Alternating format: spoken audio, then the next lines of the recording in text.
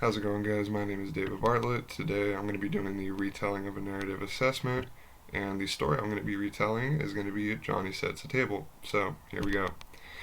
Every night before dinner, Johnny's mom always asked him to set the table for dinner. Johnny was a very obedient child, and the moment she always asked him to do it, he would. So, on this night, when she asked him to set the table, he got off his video game and went to the kitchen. As soon as he got there, he counted 4 plates, 4 cups, 4 forks, 4 spoons, and only 3 knives, because there were 4 people in his family, but only 3 of them needed knives. He couldn't use a knife yet due to how young he was, and his parents were afraid he would hurt himself. But away from that, his dad always came home in time for dinner, his mom always made delicious food, and his sister Lexi always said please and thank you at the dinner table. Although he was the youngest, that didn't stop him from being a big help to his family. He set out everything perfectly on the table just as his mom had shown him.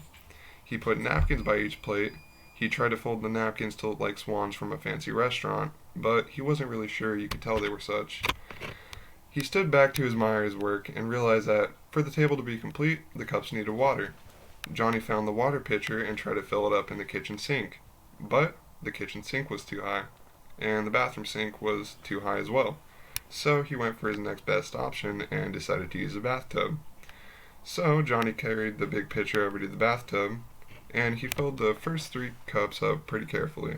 And he got them to the top, nothing spilled over, besides a couple drops. But as soon as he got to the 4th cup, he slipped on some of the spilled water from the first 3 cups, and he tumbled to the floor. The water pitcher spilled absolutely everywhere and got on his lap. He got up quickly to look at his beautiful table, and just to see everything was soaking wet, including his swan napkins.